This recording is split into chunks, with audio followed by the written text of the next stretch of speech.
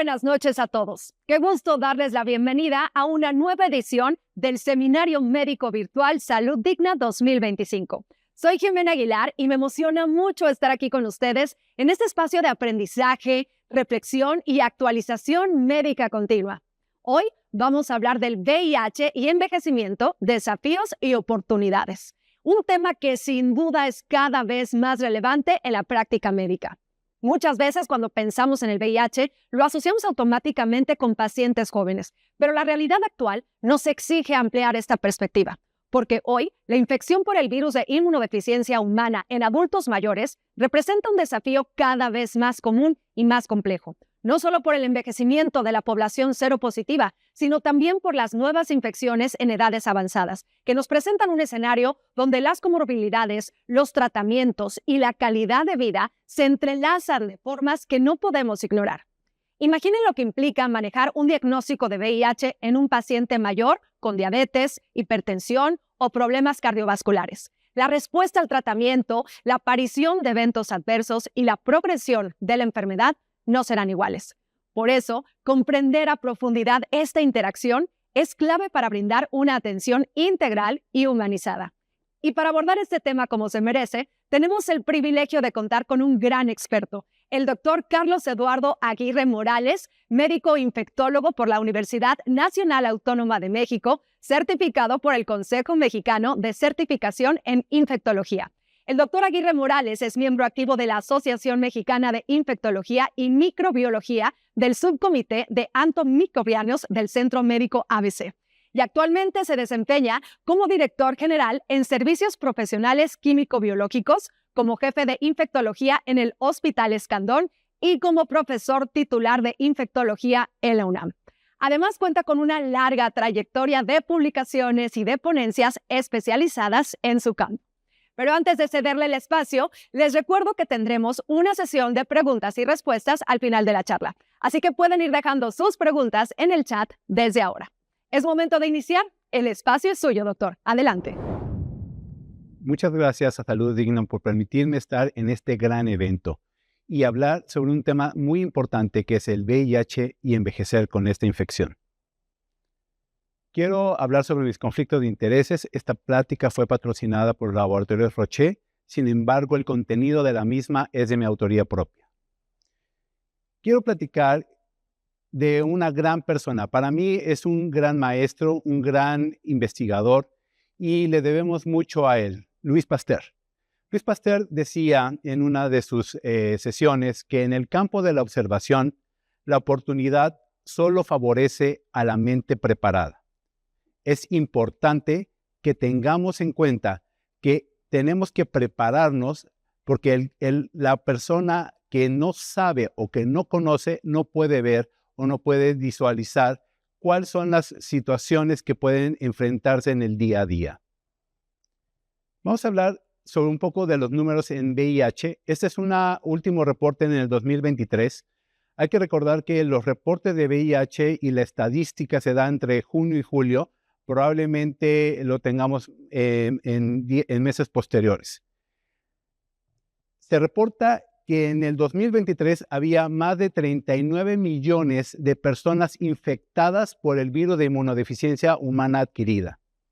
Y 38.6 de estos eran mayores de 15 años, mientras que más de 1 millón de personas eran menores de 15 años.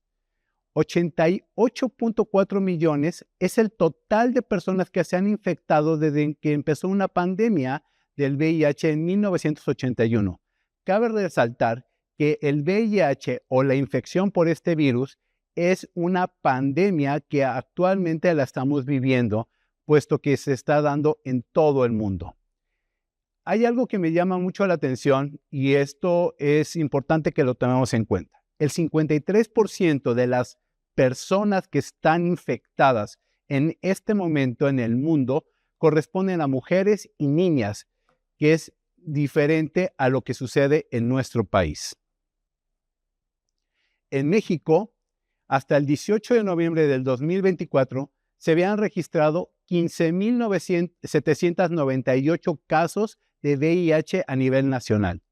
Se estima que la población de México, el 0.2%, está infectada. Esto corresponde a que 3 mexicanas o mexicanos por cada 1,000 habitantes tienen la infección por el VIH. Y el 84.4% corresponde a hombres, mientras que solamente el 15.6% corresponde a las mujeres. Esto contrarresta lo que habíamos reportado a nivel internacional. Vean esta gráfica. Esa es las personas que viven con VIH en el 2022. Ese es un último reporte de la UNAIDS, que viene de las Naciones Unidas, y hacen una evaluación de cuántas personas están infectadas por este virus. Y bueno, aquí cabe resaltar que África subsahariana son la zona donde más personas están infectadas, con 25.600.000 personas que tienen esta infección. En América Latina, que es donde nosotros nos encontramos, tenemos 2.2 millones de personas infectadas. Esta es la incidencia mundial. Quiero que veamos, son casos nuevos que se dieron en el 2019. Y vean la importante transmisión que existe de este virus entre la población joven de entre los 25 y los 39 años. Y la transmisión de madre a hijos fue incrementado en ese año. Este fue un año antes de la pandemia por la COVID-19. Y vemos que los números de la incidencia van disminuyendo conforme va avanzando la edad, pero aguas, eso es un determinante que tenemos que evaluar mucho más adelante. La prevalencia, esta gráfica me encanta porque comparamos 2 décadas, 2 siglos y 2 milenios. En 1990, que es la gráfica gris, van a ver la prevalencia de la enfermedad y veíamos que pues obviamente eran mucho más jóvenes, y entre más avanzaba la enfermedad, pues la cantidad era mínima. Gracias a la terapia antirretroviral, esto hemos tenido que ha incrementado la expectativa de vida en estos tipos de pacientes, y entonces ahora tenemos números increíblemente altos en cuanto al tema de la prevalencia. Y esto es un tema de oportunidad porque nos va a ayudar a que podamos entender mejor la infección mucho más adelante. Esto es en México. Y esto va por grupo de edad. Quiero que vean, a diferencia, les voy a mostrar más adelante unas gráficas de Estados Unidos. Pero es muy importante que vean que después de los 50 años, que es cuando se considera como personas mayores, solamente el 11.2% corresponde a este grupo étnico, este grupo de edad. La mayoría, y si ustedes lo pueden ver, es entre 25 y 39 años, son las personas que están infectadas. Y en los hombres tenemos el mayor número de personas infectadas en nuestro país. ¿Cómo es la vía de infección en México? La principal vía es la vía sexual, seguida por la vía vertical, seguida por la utilización de dispositivos intravenosos o por drogas intravenosos. Y hay algunos casos que se reportaron, 4 casos por vía sanguínea. La verdad, las transfusiones son muy seguras en nuestro país y esto no es una causa de infección por VIH. La principal, y siempre hay que corroborarlo, es por la vía sexual. Ahora, esto es en Estados Unidos. Si ustedes vieron, yo les comenté que después de los 50 años, solamente en México el 11.2% estaba infectado. En Estados Unidos tenemos aquí una discrepancia, pero cerca del 35% de las personas mayores de 50 años tienen la infección por VIH. Es una diferencia importante, y lo que más llama la atención que en Estados Unidos, a diferencia de nuestro país, la mujer es la más afectada en la infección por este virus. Vamos a hablar de las generaciones. Ahorita ustedes se pueden buscar en internet sobre qué tipo de generaciones somos. A veces hay una discrepancia. Yo tengo una edad que no les voy a comentar, pero yo estoy entre una generación X y una generación millennials. Yo, la verdad, me considero más de la generación X, aunque mi esposa me dirá que me parezco más a los de los baby boomers. Pero la generación que está afectando en el tema de envejecimiento y VIH son 3 generaciones. La generación silenciosa, que es nuestros abuelos o bisabuelos, que es entre los años 20 y los años 45, los baby boomers entre los 45 y los 60, la generación X, que es entre los 60 y los 85, la generación Y o millennials, que es entre los 85 y los 1995, la Z, que son la gente que ya nació con la tecnología, y la alfa, que son la mayoría de nuestros niños. Entonces, me voy a centrar en 3 generaciones, la X, la baby boomers y la generación silenciosa. ¿Qué sucede con el VIH y los adultos mayores? Los CDC en el 2021 están reportando que más del 53% de la población mundial tiene más de 50 años.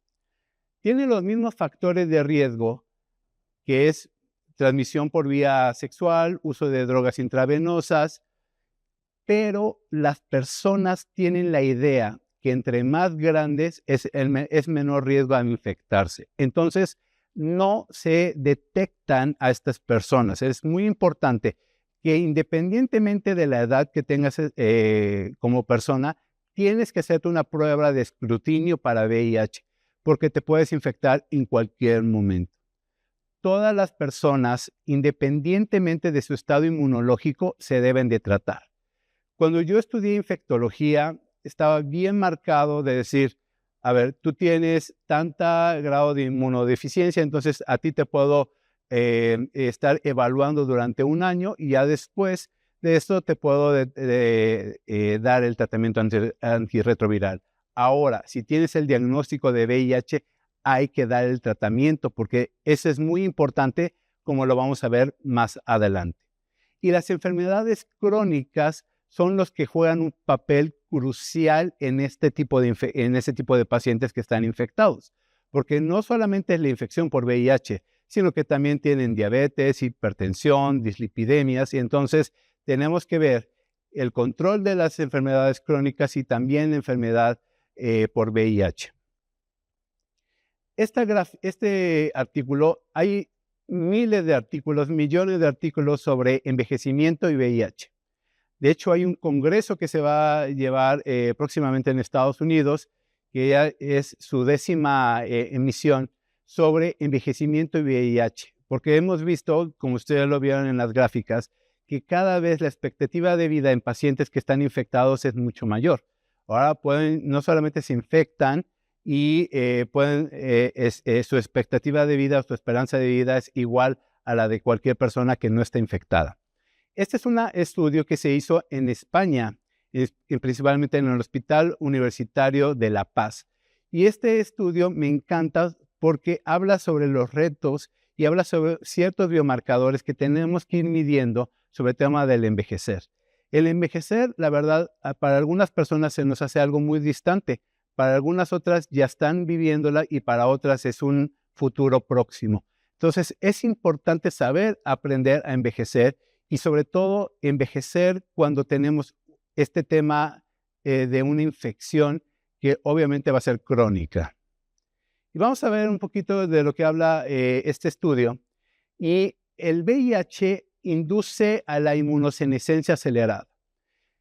En últimas fechas se ha hablado mucho sobre el tema de inmunosenescencia. ¿Qué es la inmunosenescencia? Es que nuestro sistema inmunológico va decreciendo, y entonces las células que antes nos defendían ya no nos defienden con el mismo vigor, ya no son lo suficientemente fuertes para poder atacar a las infecciones. Y entonces el VIH, obviamente la infección per se, favorece a que esta inmunosenescencia, si va a ser en 65 años, probablemente si tengo una infección entre los 40 y los 45, se acelere hasta en 5 o 7 años. Ese es el tema, y entonces tendremos mayor riesgo de tener infecciones oportunistas o infecciones mucho más graves. El aumento de citocinas proinflamatorias aumenta o contribuye a algo que se llama inflamación crónica. Hay que entender que las enfermedades crónicas como la diabetes y la hipertensión, lo que conducen al paciente es a un tema de inflamación crónica. El paciente está inflamado persistentemente. Ahora agreguémosle un segundo elemento que es una infección por un virus, y y entonces esta inflamación se va a incrementar. Provoca también esta inflamación la pérdida de la proteostasis. Esta proteostasis lo vamos a ver más adelante, sobre todo porque favorece el riesgo de fracturas. Existe disfunción mitocondrial, nuestro banco de energía va a verse disminuido. Hay agotamiento de las células madres, no nos vamos a reconstituir tan fácilmente y va a haber algunas alteraciones epigenéticas llevando a la senescencia celular. ¿Esto qué puede condicionar? La aparición de cánceres tempranos, y entonces tenemos que tener un tema de monitoreo mucho más persuasivo en este tipo de pacientes. Las comorbilidades, como ya los expliqué, la terapia antirretroviral y las coinfecciones son los principales factores de riesgo para el adulto mayor. Entonces, si ustedes ven, tenemos que tener una evaluación 360 grados en donde tenemos que solamente controlar las comorbilidades, pero también tenemos que controlar la terapia antirretroviral y también tenemos que controlar el tema de las infecciones. ¿Qué es la terapia antirretroviral y envejecer? Como lo dije hace unos momentos, siempre que tengamos un paciente recién diagnosticado con VIH, hay que darle un tratamiento inmediato. Mis alumnos, cuando les doy clases de infectología, siempre les digo, si el paciente te dice, doctor o doctora, tengo VIH, trátalo inmediatamente, independientemente. Después le investigas qué genotipo tiene, después investigas todo el tema inmunológico. Lo más importante es tratarlo, porque esto disminuye mucho el riesgo de complicaciones y sobre todo lo que vemos es que previene formas graves de SIDA. Los pacientes de antaño se morían por el SIDA. Los pacientes de la actualidad tienen una mejor calidad de vida y una mejor expectativa de vida. La inflamación persistente, que ya es lo que les había comentado, genera una desregularización inmunitaria y esto afecta negativamente a la esperanza de vida. Estamos hablando de una inflamación crónica y esto está medido perfectamente por dos citocinas proinflamatorias, que es la interleucina 6 y el dímero D. Eso ustedes lo vieron muy bien cuando fue la pandemia del 2019, cuando les medíamos a los pacientes el dímero D y la interleucina 6, que son indicadores de inflamación crónica. Los nuevos antirretrovirales han demostrado menos toxicidad. Cuando yo estudiaba infectología, la verdad, teníamos que no solamente tratar al paciente, sino también evaluar la toxicidad de los diferentes antirretrovirales en comparación de los regímenes previos. Y esto lo hemos llegado gracias a las terapias combinadas. Los pacientes ahora se tratan con una sola pastilla y entonces esa sola pastilla tiene 3 antirretrovirales y entonces favorecemos la adherencia al tratamiento. Hay algunos efectos asociados muy bien ejemplificados, por ejemplo, tenofovir con las alteraciones óseas y renales, abacavir con el riesgo cardiovascular, los inhibidores de la proteasa con resistencia a la insulina o con dislipidemia y inhibidores de la integrasa, que es el aumento de peso y los trastornos neuropsiquiátricos, que son puntos que tenemos que ir evaluando en la consulta cuando tengamos que retroalimentar a nuestros pacientes. ¿Cómo se mide el envejecer? Eso es una pregunta que la verdad es muy difícil. Para muchas personas de 65 años les pueden decir, yo no me siento viejo. O una persona de 75 años que hace mucho ejercicio te va a decir, yo no me siento viejo, yo me siento completamente lúcido. Los viejos son los de más de 100 años. Y esto tenemos que ver porque hay que diferenciar. Una es la edad cronológica, la edad que yo tengo en el tiempo, y la edad biológica. La edad biológica es lo más importante y es a lo que tenemos que apostarle. ¿Por qué es importante? ¿Por qué tenemos que apostarle a la edad biológica? Porque es como realmente nos estamos sintiendo, como nuestras células se encuentran en este momento. Y entonces, en lugar de evaluar los déficits, en qué estoy mal, tengo que evaluar cuáles son mis capacidades. Probablemente tenga algunos déficits que no puedo hacer tan rápido, pero ahora como leo mucho o tomo algunos complementos, entonces puedo tener un mejor raciocinio o puedo tener mucho más paciencia para explicar. Ese es un tema de envejecer y es lo que dicen envejecer con esa gallardía. Entonces, tenemos que enfocarnos más en la edad biológica que en la edad cronológica. Y vamos a hablar de un término que me encanta hablar, sobre todo cuando hablamos de envejecer, que es el tema de la fragilidad. Nosotros cuando vemos a una persona grande, la vemos frágil. Es igual que a los niños, cuando están muy chiquitos, los vemos frágiles, indefensos. Y esto, obviamente, la fragilidad nos va a llegar en algún momento de la vida. Sin embargo, es importante que tengamos bien entendido cuál es la definición de fragilidad. La fragilidad es un síndrome clínico, que hay una disminución de la reserva física y funcional, lo que crea una mayor vulnerabilidad sobre factores estresantes que afectan en la vida cotidiana y que dan lugar a resultados adversos como caídas, discapacidad, ingresarse a instituciones o incluso morir. ¿Cuál es el tema o cuáles son los factores de fragilidad que se ven evaluados? La fragilidad física, la fragilidad emocional. Las personas más grandes son más sensibles. La fragilidad social. Normalmente no tenemos una conciencia social sobre cómo tratar a nuestros adultos mayores. La fragilidad cognitiva, les cuesta un poquito más trabajo concentrarse. La fragilidad metabólica y la fragilidad sensorial. Y esta gráfica que estoy mostrando habla sobre lo normal que es una fragilidad, que es una persona adulta sin infección, es en la línea negra, que es robusta. Y cuando el paciente tiene una infección por VIH, incluso nada más por saber el diagnóstico de VIH, ahí existe una fragilidad tanto emocional, física, social, porque es una infección que todavía tiene muchos tabúes. Entonces, es muy importante que esa fragilidad, esa brecha que tenemos entre los pacientes que están infectados y los no infectados, se empiece a hacer más corta, porque esta fragilidad al cabo del tiempo va a afectar directamente al paciente. Ese tipo de cuestionarios, les voy a dejar estos 3 que me gustaron y hablan sobre diferentes mecanismos o diferentes acciones que podemos tener en un paciente que tiene infección por VIH, sobre todo adultos mayores.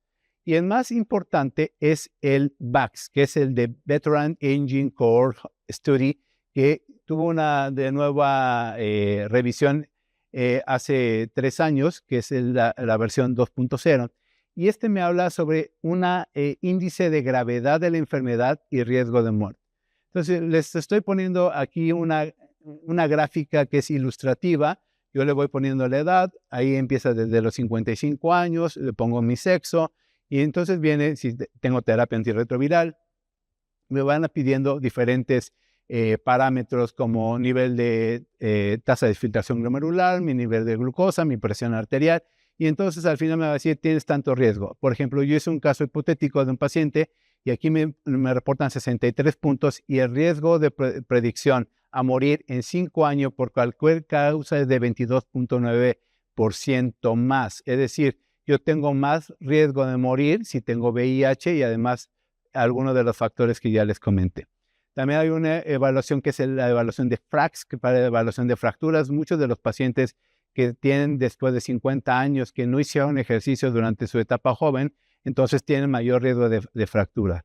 Este tema, estos cuestionarios hay que estarlos realizando. Se los dejo aquí para que los graben y los puedan ustedes ir interactuando con ellos. De hecho, el INCIANTI, que es un estudio que ha observado el tema de riesgo cardiovascular en enfermedades en pacientes con VIH.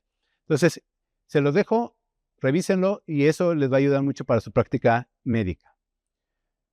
Algunos biomarcadores que se han empleado que están todavía en temas de investigación son basados en ácidos nucleicos, sobre todo para ver la longitud de los telómeros, los relojes epigenéticos, el DNA mitocondrial, los basados en proteínas, que son las unidades de proteosomas, como son las basadas en metabolitos, como son las alteraciones de los lípidos en plasma, o la parte inmunológica para ver los marcadores como CD14, CD163, interleucina 6, proteína C reactiva, dímero D, cómo afecta en el tema de la inflamación y los temas de las integrativas, como es los marcadores de edad, donde se determinan las alteraciones epigenéticas y entonces me van a decir qué alimentos no me funcionan, qué ejercicios no me funcionan, qué actividades no me funcionan. Entonces, todos estos biomarcadores, eso es el futuro, pero es un futuro que no lo vamos a ver en el próximo año, pero sí en los próximos 5 años, en donde vamos a empezar a medir nuestra vejez. Entonces, esta gráfica es bien interesante, ese es de Lancet, y entonces el dar tratamiento antirretroviral, como se los comenté en un inicio, ¿por qué es importante darlo de manera temprana? Vamos a tomar que la gráfica azul es la evaluación, la evolución normal de todas las personas, que en edad cronológica nos vamos haciendo mucho más dependientes, pero cuando tenemos una infección, si ustedes ven, se acelera ese decrecimiento de nuestras habilidades. Entonces, si nosotros damos una terapia antirretroviral, hay un punto de disyunción, y entonces nos metemos a la gráfica, a esta zona azul, que es muy importante. Por eso es tan necesario que recordemos que si tenemos un paciente que se acaba de diagnosticar, independientemente de la edad, se le dé el tratamiento. ¿Cuáles son las comorbilidades y el envejecer? Esto es bien importante. Ahora agreguémosle que tenemos una infección por VIH. Estos son diferentes estudios que se han hecho, sobre todo en temas cardiovasculares. En el estudio 157 se evaluó el hecho de utilizar L-carnitina con fenofibrato para la reducción de triglicéridos en sangre y niveles de insulina en sangre. Lo que resultó es que es una buena práctica utilizar cualquiera de los dos. El estudio 178 evaluó el efecto de la rosiglitazona, que es el Avandia, en la reducción de la aterosclerosis en pacientes que toman antirretrovirales, sobre todo los que tienen inhibidores de la integrasa. Entonces, se ha visto que este medicamento disminuye ese riesgo. En el 272 se demostró que los pacientes infectados demuestran un comportamiento metabólico distinto a los no infectados, es decir, que tienen mucho mayor susceptibilidad de tener grandes alteraciones o grandes mayor morbilidad en pacientes que no están infectados. Y el 273 es un estudio que se está evaluando y evaluará el uso de estatinas preventivas para disminuir los riesgos cardiovasculares en pacientes que toman terapia antirretroviral. En el tema de la salud ósea es bien importante. Hay un estudio que es el estudio SMART, donde demostró que la terapia antirretroviral continua reduce la capacidad ósea versus la intermitente. ¿Qué es esto? En muchas ocasiones nosotros estamos dándole medicamento de terapia antirretroviral, decimos, eso ya es para toda la vida. Pero se ha visto que si dejamos descansar a los pacientes con la terapia antirretroviral por 1 mes o 2 meses, disminuye el riesgo de fracturas. Ese es lo que habla este estudio. Todavía hay mucho que estudiar, mucho que aprender, pero esto es, probablemente tengamos que individualizar el tratamiento antirretroviral por cada paciente. Estudios han reportado que el disoprolol de tenofovir, que es un antirretroviral, se asocia a la pérdida de la densidad ósea en mujeres versus el tenofovir a la fenamida. Esos son diferentes tipos de sustancias que obviamente si nosotros podemos cambiarlo y sabemos que el paciente es una mujer, entonces tratar de buscar este tipo de medicamentos para disminuir el riesgo de pérdida de la salud ósea. El estudio Batari es un estudio que evaluó el efecto de la terapia de la antirreabsorción ósea por medio de la vitamina D. Entonces, la vitamina D no solamente son para pacientes que tienen VIH, la vitamina D debería ser para todos. Entonces, es muy importante que tomemos vitamina D porque este estudio lo único que corroboró es que el uso de vitamina D disminuye el riesgo de fracturas en pacientes que toman terapia antirretroviral. El tema de salud mental, que es un tema, si yo les diera una plática de salud mental y VIH, nos tardaríamos una década, porque es un estudio es una comorbilidad que no solamente afecta al adulto mayor, es una comorbilidad que afecta a todas las edades, pero principalmente afecta a los pacientes con VIH. Hay un estudio que se llama Salud Cerebral Ahora, que es un estudio en Canadá que demostró que la gravedad de la infección por VIH está relacionada directamente con la función cerebral y las capacidades cognitivas. Entonces, si tenemos un paciente que está muy inmunodeprimido, tenemos que estarlo evaluando para dar ciertas intervenciones y apoyos neuropsiquiátricos, porque este tipo de pacientes pueden llegar al suicidio. La salud mental está relacionada y es compleja en pacientes que tienen VIH porque ellos tienen un nivel de estrés mayor. El simplemente saberse infectados les genera mayor estrés. La habilidad de afrontar, decir, bueno, no es lo mismo no tener VIH a tener VIH y afrontar el futuro. El otro es la salud física, qué tanto poder hacer ejercicio. Y los otros son los factores sociales, que creo que estos son los que más pegan. Y ahorita con las redes sociales, obviamente alguna notificación de Instagram o de Twitter o ahora X, obviamente habla sobre ese nerviosismo que pueden llegar a tener los pacientes. No solamente los adultos mayores, también los adultos jóvenes. Vamos a ver unos factores que contribuyen a la fragilidad por VIH y cómo podemos mitigarlo. Entonces, esos son unos consejos, como diría, son los 10 consejos que les doy, como su amigo Carlos Aguirre, para que ustedes puedan evaluar a un paciente en general y a 360 grados. Si tengo una enfermedad o una progresión del VIH, es decir, empieza a tener el paciente inmunodeficiencia, entonces inicia temprano de la terapia antirretroviral. Eso es fundamental. Si tengo multimorbilidades, no solamente tengo diabetes, tengo también dislipidemias, tengo hipertensión, entonces, si tengo una enfermedad cardiovascular, determinación anual de la presión arterial, es que no lo tengo, tómale la presión al paciente siempre. Puntuación de mi ECVAX, cómo está mi riesgo cardiovascular con este tipo de puntuaciones. Son exámenes que son 5 preguntas y entonces el paciente puede hacerlas sin ningún problema. El tratamiento con estatinas de terapia temprana, aspirina si está indicado, sobre todo en pacientes que tienen dislipidemias. Tomarle su glucosa en ayunas para ver cada año, para ver cómo está el movimiento de la glucosa.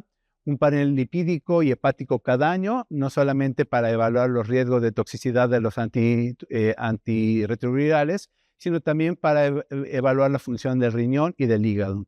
Hacerse una mamografía, una citología vaginal, citología anal y tomografías de baja radiación anualmente y una colonoscopía, porque es muy importante detectar formas de cánceres tempranos. Hay que recordar que la inflamación crónica es como el switch para prender cánceres. Entonces, es muy importante que los pacientes de más de 40 años tengan periódicamente, es decir, al menos una vez al año, una de estas revisiones. Y obviamente, y es muy importante, dejar de fumar, y aquí me falta es dejar de vapear. Aunque pensemos que el vapeo no es tan tóxico como fumar, el vapeo se incrementa el riesgo de enfermedades cardiovasculares o crónicas.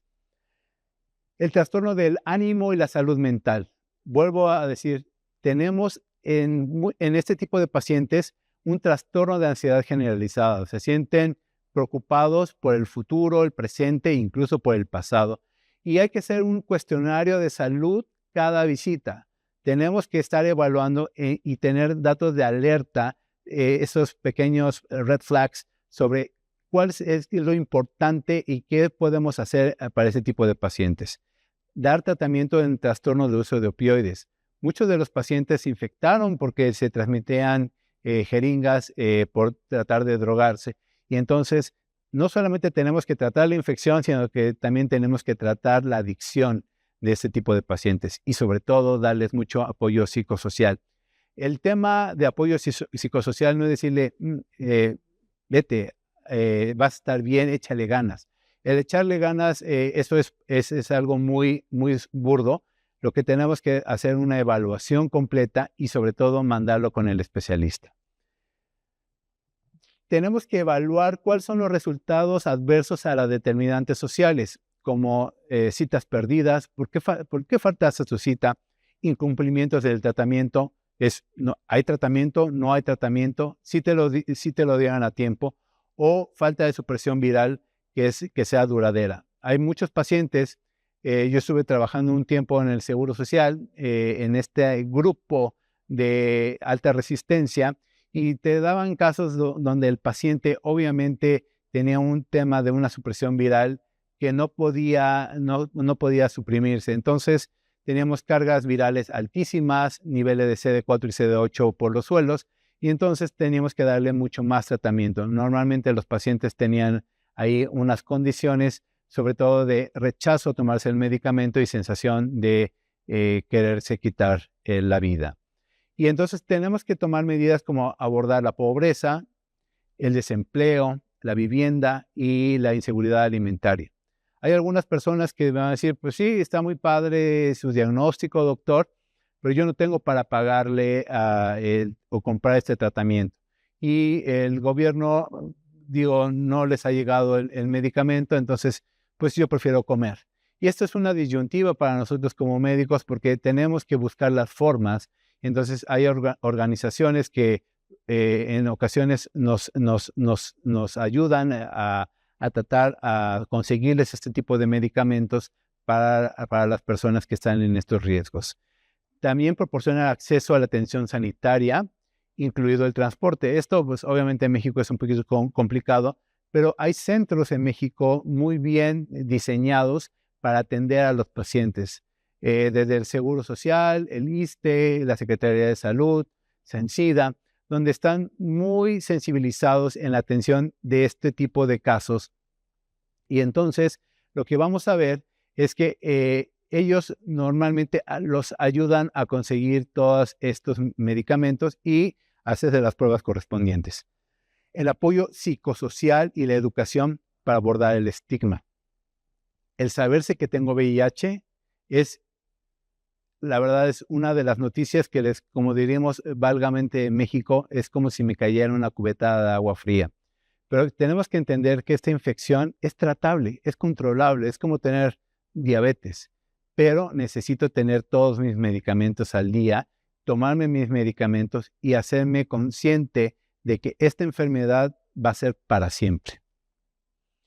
Otro es la polifarmacia. Me llama mucho la atención que llegó un paciente y me mostró una cajita de este tamaño y entonces tenía ahí todas sus medicinas y le dije, son las medicinas de la semana. Me dije, no, doctor, son las medicinas del día de hoy y el de mañana. Entonces tenemos pacientes que toman muchos medicamentos y además complementos y además si les recomendaron el té o la pastilla de alguna hierba milagrosa, los pacientes se lo toman. Entonces tenemos que estar revisando la medicación en cada visita, hacer una conciliación de la medicación, a ver, esto te está funcionando, esto no te está funcionando, vamos a ir quitando medicamentos. Es decir, entre menos es más. Y la descripción, esto para los doctores nos cuesta muchísimo trabajo, es decir, voy a quitarte medicamentos y no te voy a prescribir nomás porque en este momento tienes un dolor de estómago. Entonces voy a tratar de darte los menores medicamentos para que tengas menos efectos adversos. Hay un tema que eso sí se da exclusivamente en el tema de la edad adulta, que es el deterioro cognitivo. Como ya lo vimos, los pacientes tienen una fragilidad sensorial y fragilidad cognitiva. Entonces, ¿cómo podemos disminuir el deterioro cognitivo? Vuelvo a lo mismo, iniciar tempranamente la terapia antirretroviral combinada. ¿Por qué? Los pacientes van a poder reducir su riesgo de envejecer mucho más rápido y entonces eso prolonga el envejecimiento. Hacer medidas multidimensionales como es mejorar la reserva cognitiva, actividades de ocio, físicas y alfabetización. A veces las personas lo único que quieren es leer porque no saben qué están tomando, entonces quieren leer, entonces hay que ayudarles a que tengan ese tipo de actividades. Y sobre todo hay que darles rehabilitación cognitivo-conductual. No es mandarlos a un asilo, no es mandarlos a lugares donde los encerremos, sino es tener ese tema de talleres en donde podamos convivir con este tipo de personas, porque ellos son muy útiles. Si de hecho lo que se ha visto si tú pones a una persona de más de 65 años a tener actividad de pensar, de hacer actividades físicas propias de su edad, esa persona va a tener una mayor calidad de vida y sobre todo va a tener una mayor expectativa de vida. Y sobre todo la nutrición. La nutrición, los pacientes adultos dejan de comer por muchos factores. No les gusta la comida, no les gusta cómo se preparan, les cuesta trabajo incluso masticar. Entonces hay que enfatizar el uso de proteína, de energía, de frutas y de verduras y tener una dieta mixta. El envejecer no significa come lo que quieras y si no quieres comer te voy a dar una solución de polisacáridos. No, eso no es una condición, sino que ir dándole una nutrición inteligente a este tipo de pacientes. La sarcopenia, la caída y la discapacidad. Los pacientes normalmente mayores de edad tienen mayor riesgo de pérdida ósea. Sin embargo, los pacientes que tienen infección por VIH van a perder ósea, van a tener pérdida ósea de manera mucho más acelerada. Y entonces vamos a tener que identificar cuáles son los individuos prefrágiles, utilizando fenotipos Fried, que es el índice de fragilidad, haciéndoles pruebas como la de FRAX, hacer ejercicios multicomponentes durante 30 a 45 minutos 3 veces por semana, de preferencia en grupos. No los vayan a poner a hacer CrossFit ni a hacer un Hard Rocks, pero ellos pueden hacer cierto tipo de actividades y eso va a fortalecer los huesos y los músculos. Suplementación proteica y una dieta rica en frutas y verduras. Vuelvo a lo mismo, nutrición inteligente. Las personas que tienen coinfección con virus de hepatitis C o B, tenemos que tratar la infección. Este tipo de pacientes son un reto completo porque no solamente tienes que tratar la infección por VIH, sino que también tienes que darle tratamiento para la hepatitis C, la hepatitis B y estar evaluando las pruebas hepáticas y una ecografía hepática al menos cada 6 meses para evaluar que el paciente no desarrolle cirrosis de manera temprana. Vuelvo a lo mismo, la baja densidad mineral ósea, la osteoporosis y las fracturas. Esto se ve mucho más en pacientes de más de 50 años. Sin embargo, hay estudios, por ejemplo, el FRAX, que es en hombres de más de 40 años o en mujeres premenopáusicas en mayor o igual de 40 años. Hay que hacer este estudio. El DXA, que es en hombres mayores de 50 años y en mujeres postmenopáusicas, para determinar la densidad ósea. Esto se puede hacer con una densitometría. Suplementar con calcio, con fosfato y vitamina D, si están bajos. Asesorar para dejar de consumir alcohol y tabaco. Medición anual de la altura, porque estos pacientes tienden a encorvarse. Y ejercicio y actividad física. Si ustedes ven, hay que hacer ejercicio, nutrirse bien, pero lo más importante es que el médico, nuestra función como médicos es darles este tema de asesoramiento. Saber, ¿tienes esta duda?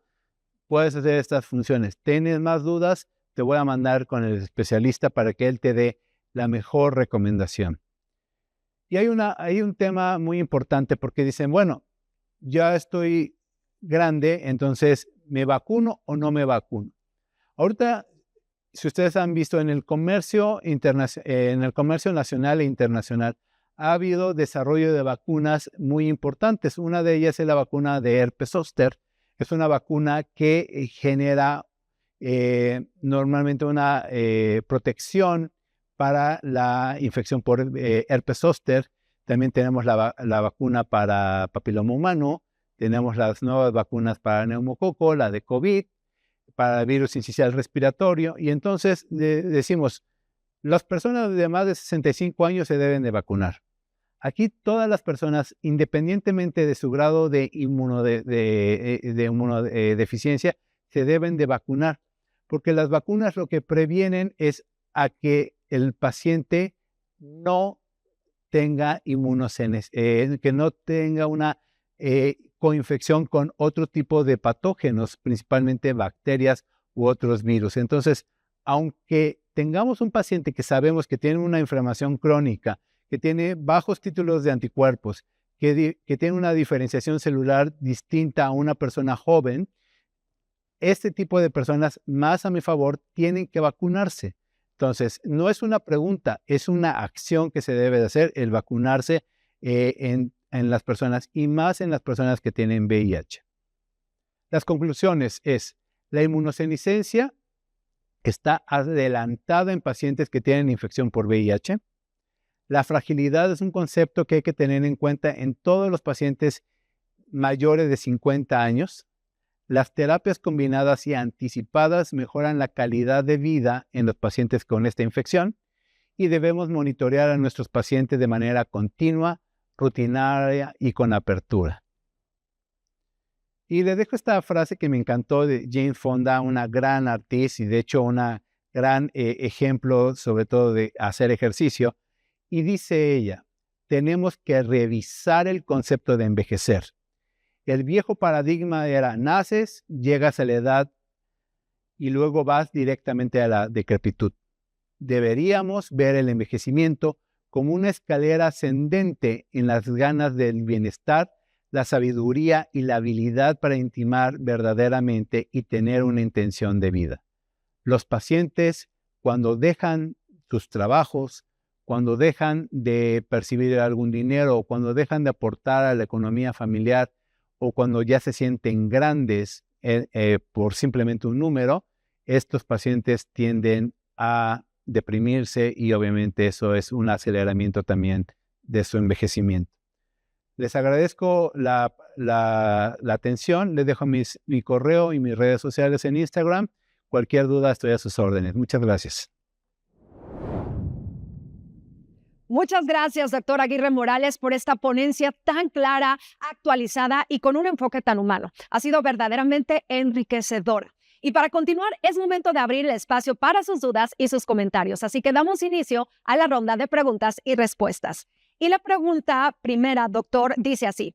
¿Existen recomendaciones específicas o modificaciones en la prevención primaria como vacunación o cribado del cáncer para nuestros pacientes mayores con VIH en comparación con la población general de la misma edad?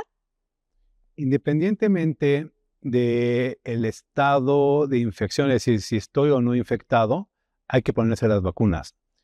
Como los comenté en la plática, hay vacunas como la de herpes zóster, la de papiloma humano, que esas previenen y están diseñadas para personas de más de 50 años. También la vacuna de neumococo. Entonces, las vacunas que normalmente no se dan en personas inmunodeficientes o inmunodeprimidas, como son algunos pacientes con VIH y SIDA, entonces esas realmente se administran en la etapa pediátrica. Actualmente se deben de vacunar todos los pacientes independientemente de su grado inmunológico. Y segundo, en el tema del cribado para cáncer, en cada consulta o de manera anual se tienen que hacer pruebas como citologías anales, citologías cervicales, tomografías en búsqueda intencionada de cáncer.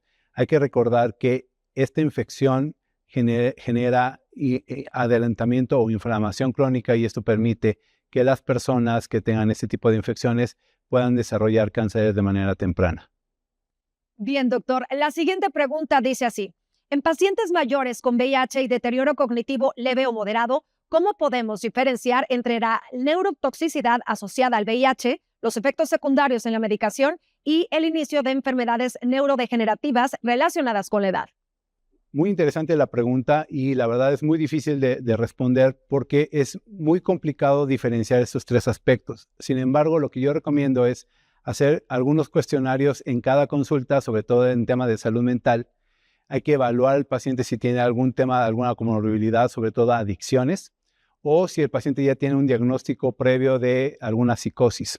Es importante que trabajemos como grupo multidisciplinario. Existen neurólogos, psiquiatras que le van a dar un tratamiento mucho más específico y mucho más especializado. No debemos ser médicos todólogos, sino trabajar en equipo. Así es, doctor. La siguiente pregunta que nos envían dice, desde la perspectiva de la investigación, ¿cuáles son las áreas prioritarias para comprender mejor el proceso de envejecimiento en personas con VIH y desarrollar intervenciones específicas para mejorar su salud y calidad de vida a largo plazo? Como lo comenté en la plática, existen ya estudios sobre biomarcadores. Uno de los estudios es la longitud de los telómeros, la actividad mitocondrial, de ácidos nucleicos, pruebas epigenéticas, y esas últimas, la verdad, están tomando una gran relevancia. Lo he visto en varias redes sociales, sobre todo la venta de este tipo de productos, que nos ayuda a determinar cuáles son los alimentos o las actividades que agregan valor a nuestra vida.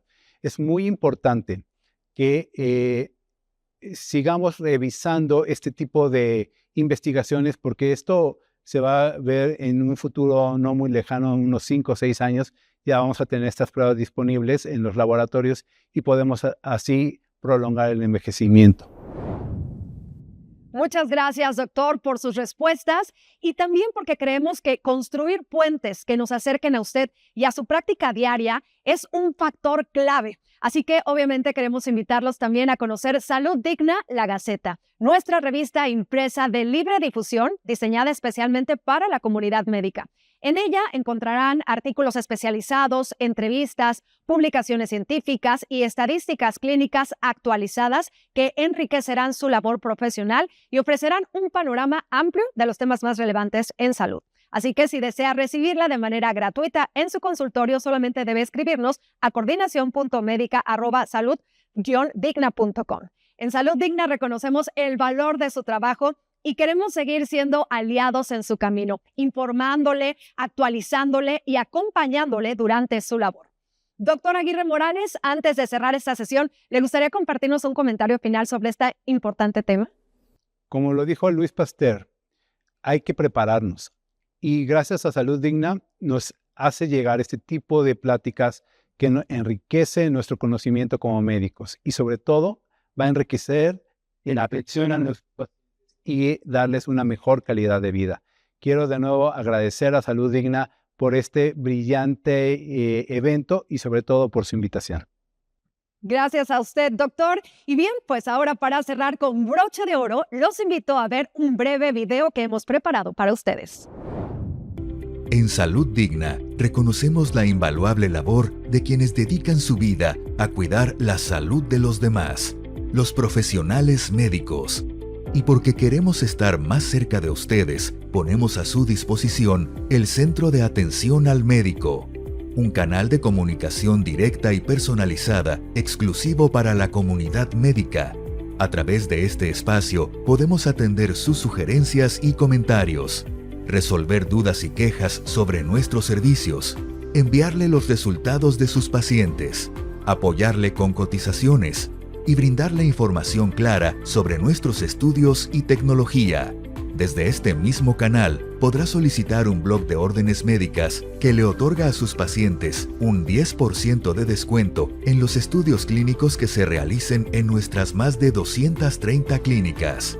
Comuníquese con nosotros vía WhatsApp al +52 15 65 112 97 13 o escríbanos al correo electrónico coordinación.medica@salud-digna.org. En Salud Digna somos sus aliados en el cuidado de la salud de sus pacientes. Y ahora sí, para finalizar, doctor Aguirre Morales, en nombre de Salud Digna le hacemos entrega de un reconocimiento especial, de una constancia por su participación en este seminario. Muchísimas gracias por sumarse a esta iniciativa académica y por compartirnos su experiencia y conocimiento. Muchas gracias. Muchas gracias. Y a todas y a todos nuestros asistentes, les recordamos que ya pueden descargar su constancia de asistencia. Gracias por estar aquí, por aprender con nosotros y por seguir contribuyendo al bienestar de tantos pacientes. Soy Jimena Aguilar y ha sido un gusto acompañarlos en esta edición del Seminario Médico Virtual Salud Digna 2025. Los esperamos el tercer miércoles de cada mes a las 7 p.m., hora Centro de México. Que tengan una excelente noche.